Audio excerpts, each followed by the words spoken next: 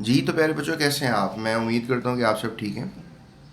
आज की वीडियो में बात करेंगे हम आपसे कि फैक्टर्स को कैसे पहचाना जा सकता है अगर उनकी स्ट्रेंथ 3 डिजिट्स की हो। ये 1 डिजिट नंबर है, ये 2 डिजिट नंबर है और ये 3 डिजिट नंबर है। तो आपने कंफ्यूज नहीं होना 3 डिजिट नंबर को लेकर। थ्री डिजिट नंबर ऐसा होता है जिसमें 3 डिजिट्स होते हैं, जैसे 1 2 3 भी एक 3 डिजिट नंबर है, 123 कहेंगे इसको। तो अब यहाँ पर वो बता रहे हैं कि भाई आप बताएं कि इसमें से 30 जो है, which of the following numbers are factors of 30। इनमें से आपके सामने ये हमारे पास 4 नंबर्स हैं, इसमें से कौन से 30 के फैक्टर्स बन सकते हैं? तो प्यारे बच्चों देखो, 5 बन सकता है क्योंकि 5 के टेबल में 30 आता है, जिसके टेबल में जो नंबर आता है उसका फैक्टर होता है। अब यहाँ से 7 के टेबल में 30 नहीं आता क्योंकि 7 3 द 21, 7 4 आर 28 और 7 5 द 35 होता है। तो जब 7 5 35 होता है और 7 4 28 होता है, इट्स मीन दैट 28 35 दो नंबर्स हैं जो इसके अंदर आ सकते थे। ठीक है, तो इस लिहाज से हम कह सकते हैं कि भाई जो 730 जो है वो फैक्टर 7 का नहीं है, और 3 के टेबल में 30 आता है, 3 10 30। तो हम ये कह सकते हैं कि भाई जो 30 है, ठीक है, फैक्टर ऑफ 3 जो है फैक्टर ऑफ 30 है, यानी कि 3 फैक्टर है और 30 वो नंबर है जिसका ये फैक्टर है, क्योंकि 3 10 30 होता है। 11 के टेबल में 30 नहीं आता, इसलिए हम ये नहीं कह सकते कि जो 30 है, 11 जो है वो जो फैक्टर है 30 का, क्योंकि 11 के टेबल में 30 नहीं आता। तो लिहाजा दो फैक्टर्स हुए 5 एंड 3। 5 5 are 35 and 3 10 are 30। तो लिहाजा ये दोनों फैक्टर्स हुए और ये दोनों फैक्टर्स नहीं हुए। उसके बाद प्यारे बच्चों हम ये समझ सकते हैं कि अब हमें ये तो पता लग गया है कि कौन से फैक्टर्स हैं इसमें से कौन से नहीं, लेकिन ये तो 2 डिजिट नंबर था जिसके फैक्टर्स मालूम कर रहे थे। अब हम आपसे बात करते हैं 3 डिजिट नंबर की, और हमारे पास 3 डिजिट नंबर है 625। क्योंकि हमने शुरू में बात की थी कि हम 3 डिजिट्स नंबर को जो है इस प्रॉब्लम में आज की वीडियो में सॉल्व करेंगे। देखो अब यहाँ पे 25 जो है वो फैक्टर है 625 का, बिकॉज 625 को कम्प्लीटली जीरो रिमाइंडर के साथ 25 से डिवाइड किया जा सकता है। इसको हम करके देखते हैं। देखें 625 जो है वो आप अंदर लिखेंगे और बाहर जो है आप क्या लिखेंगे। डेफिनेटली आप 25 से 25 को चेक करना चाह रहे हैं कि इधर ये फैक्टर है कि नहीं। अब आपको पता है कि 25 1 था तो 25 होता है, लेकिन 25 तो 62 से बहुत छोटा है। तो लिहाजा अगर हम 2 से करके देखें तो वो 50 होता है। 25 2 आर 50 और 50 62 से छोटा है। और अगर हम यही करके देखें कि 25 3 आर क्या होता है, तो 25 3 आर जो है दैट इज समथिंग लाइक 75। अब हमें पता लगा कि भी 75 तो 62 से बड़ा हो गया, इसलिए हम सेटिस्फाई कहाँ पर रहेंगे। 25 2 आर 50। और अब जब हम 6 को 5 से माइनस करेंगे तो आंसर क्या आएगा 1, और 2 को 0 से अगर हम करेंगे माइनस तो आंसर क्या आएगा 2, तो 12 आ गया। अब 25 जो है वो मौजूद है यहाँ पर, तो 5 को भी नीचे उठा लेंगे, उतार लेंगे। ठीक है, अब क्या होगा, अब चेक करेंगे कि क्या 125 की टेबल में आता है। अगर नहीं भी आता तो उससे छोटा नंबर तो आता ही होगा। तो 25 1 आर 25, अभी बताया था मैंने आपको। 25 2 आर 50, 25 3 आर 75, 25 4 आर 100 और 25 5 आर 125। इसका मतलब है कि 125 जो है 125 का फैक्टर भी है। देखें 25 तो 6 2 5 का फैक्टर है, ये हम प्रूव कर रहे हैं, लेकिन इसका भी तो फैक्टर ये है ना, क्योंकि 25 को 5 से मल्टीप्लाई करें तो आंसर क्या आता है 125। तो हमारे पास आंसर क्या आया 0, रिमाइंडर क्या आया 0। जब रिमाइंडर 0 आ जाता है तो ये कंफर्म होता है कि इस नंबर का ये फैक्टर है और ये हमारे पास का आंसर होता है। तो लिहाजा 25 के टेबल में 2, 6, 25 आता है और ये हमने आपको सिखा दिया है।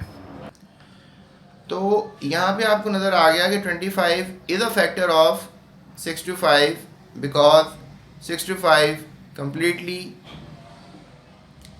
because it divides 6 to 5 completely with zero reminder. यानी कि जब हमने इसको सॉल्व किया तो रिमाइंडर क्या आया? 0। ये जो हमारे पास आंसर आता है इसे हम कहते हैं रिमाइंडर, और यहाँ पे रिमाइंडर क्या आया? 0, क्योंकि 125 को 125 से माइनस करेंगे आंसर तो 0 आएगा। तो अगर आप ये बात करते हैं कि क्या 17 जो है वो फैक्टर है 6 to 5 का, तो इसको भी चेक कर लेते हैं। अब हम यहाँ पे लिखेंगे, क्या लिखेंगे? हम लिखेंगे 6 to 5, ठीक है, और यहाँ पर हम 17 लिखेंगे। अब हमें पता है कि 62 जो है वो हमने देखना है। 17 1s are 17, 17 2s are 34। तो बेटा 17 3s are क्या होगा? That is very nice question. अब आपने बेसिकली 34 में 17 को ऐड करना होता है अगले फिगर को लाने के लिए। तो 10 ऐड करोगे 51, तो बन जाएगा 44, यहाँ 68 आएगा, ठीक है। और जब हम 17 को 68 के अंदर मज़ीद 17 ऐड करेंगे तो कितने हो जाएंगे? 78, 78 प्लस 7 दैट बिकम्स 85। अगला नंबर जो है वो 85, यानी कि 85 भी फैक्टर, 17 फैक्टर 85 का भी, ठीक है। तो यहाँ पर अब 62 है, आपने देखना कौन सा नंबर जो है वो लेस देन 62 है यहाँ। तो मेरे ख्याल में ये वाला नंबर लेस देन 62 है। 17 3s are 51, और फिर यहाँ पर 1 आएगा और यहाँ पर भी 1 आएगा और ये नीचे आ जाएगा और ये 115 हो जाएगा। फिर हम 17 का टेबल कंटिन्यू करेंगे, 6,000, ये कितना हो जाएगा? तो बेटा आप ये देख सकते हैं, ये सारा टेबल मैंने अब आपका टाइम वेस्ट किए बगैर ही लिख दिया है। अब देखिए हमारे पास बेसिकली जो प्रॉब्लम वो ये है कि हमारे पास अब हमने 115 को चेक करना है, इवन 17 के टेबल में वो आता है कि नहीं आता। देखिए 119 आता है और 102 आता है, लेकिन 115 नहीं आता। तो अगर हम लेट से इधर छोटा डिजिट देखेंगे तो 7 6 102, तो यहाँ से 0 आएगा, यहाँ से 1 आ जाएगा और यहाँ से 3 आ जाएगा। तो 13 एज अ रिमाइंडर हमारे पास जो है वो बच जाता है। तो 13 जब रिमाइंडर हमारे पास बच गया तो इसका मतलब क्या हुआ कि 17 फैक्टर नहीं है 6 to 5 का। तो हमने प्रूव कर दिया। तो बच्चों अब हमारे पास ये 3 डिजिट्स वाली स्टोरी जो है वो क्लियर होगी, जिसमें हमने सीख लिया है कि कौन से नंबर्स फैक्टर्स हो सकते हैं 2 डिजिट नंबर को लेकर, या कौन से नंबर्स जो हैं वो फैक्टर्स हो सकते हैं 3 डिजिट नंबर को लेकर। अब देखें, अब लेट्स से दैट कि अगर हम देखें 6 to 5 को, इन्होंने तो हमें स्पेसिफाई कर दिया कि 25 को चेक करो और 17 को चेक करो, लेकिन अगर 6 to 5 को हम चेक करें तो 6 to 5 एक ऐसा नंबर है जो 5 के टेबल में भी आता है, यानी कि 5 भी इसका फैक्टर है। यानी कि इसका मतलब ये हुआ कि 25 के साथ साथ 5 भी इसका फैक्टर है, क्योंकि जब मैं आपको कह रहा हूँ कि ये नंबर इसके टेबल में आता है, इसमें ये भी फैक्टर हुआ। अब इसके अलावा अगर हम चेक करें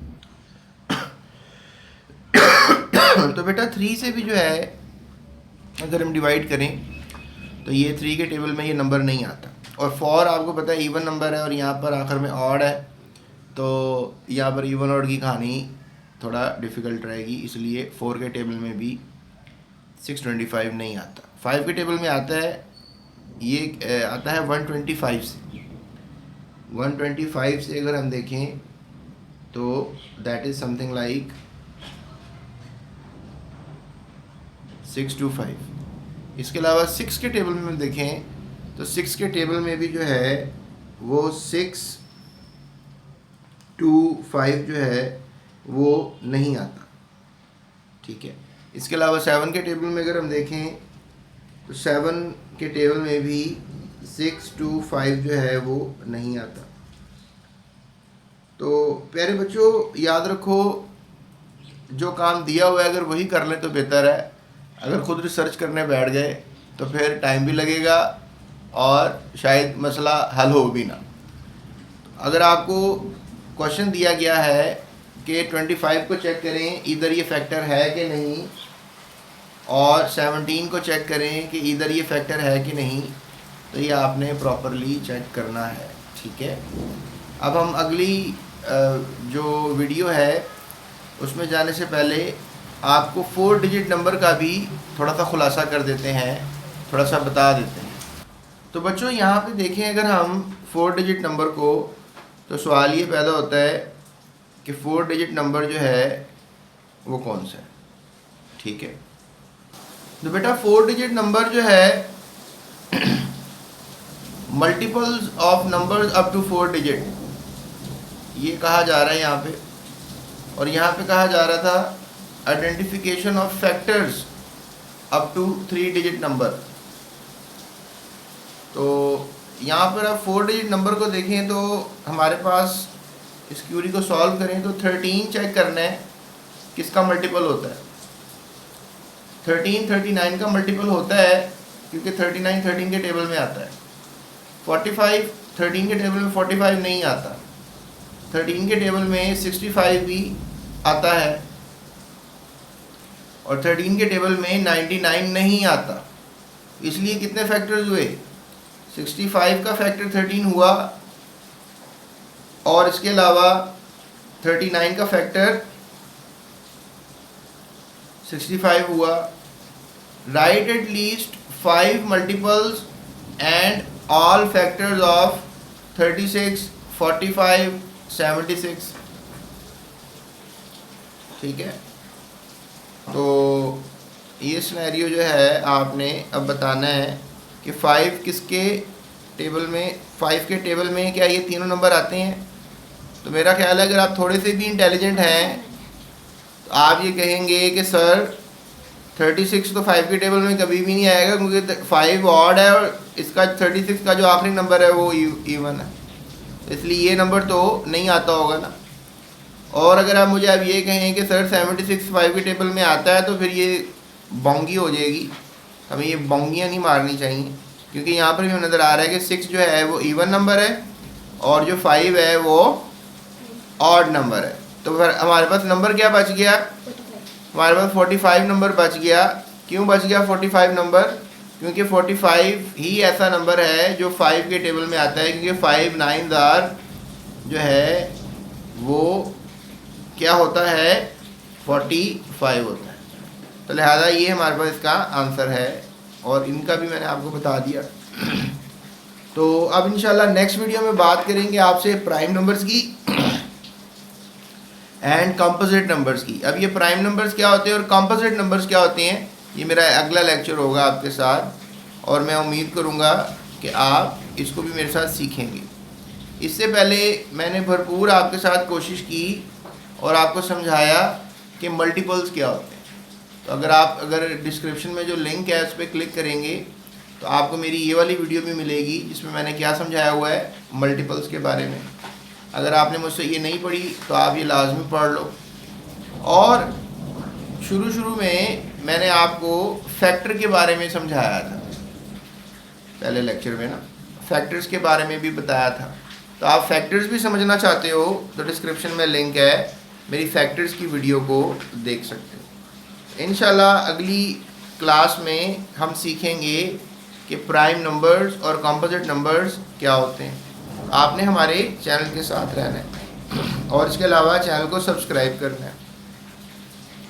अभी आप डिस्क्रिप्शन में देखोगे मैंने ये एक्सरसाइजेस भी सॉल्व की हुई हैं, ये सारे क्वेश्चन सॉल्व किए हुए हैं, लेकिन इंशाल्लाह हम फ्रेश सीरीज़ भी बनाएंगे जिसमें ये सारे क्वेश्चन को हम सॉल्व करेंगे। और इसके बाद कहानी इस चैप्टर की यहाँ पर एंड नहीं होगी। ये चैप्टर जो है हमें कुछ और इन्फॉर्मेशन भी देगा और ये भरपूर नॉलेज से भरा हुआ चैप्टर है और इंशाल्लाह इसमें मैं आपको भरपूर नॉलेज दूंगा और मैं आपको बताऊंगा कि आखिर फैक्टर्स एंड मल्टीपल्स की स्टोरी है क्या आखिर ये फैक्टर्स और मल्टीपल्स क्या होते हैं। ठीक है प्यारे बच्चों, इसमें हम एलसीएम और एचसीएफ की कहानी भी पढ़ लेंगे। इसके अलावा हम मज़ीद आगे चलते चले जाएंगे, रिव्यू एक्सरसाइज करेंगे और इंशाल्लाह आने वाली क्लासेस के लिए फैक्टर्स एंड मल्टीपल्स को भरपूर अंदाज में सीख लें। So that's it, thank you so much. अपना जाते हुए ख्याल रखिएगा और चैनल को अभी सब्सक्राइब कीजिएगा और अपने दोस्तों के साथ शेयर भी कीजिएगा। That's it, thank you so much, अल्लाह हाफ़िज़।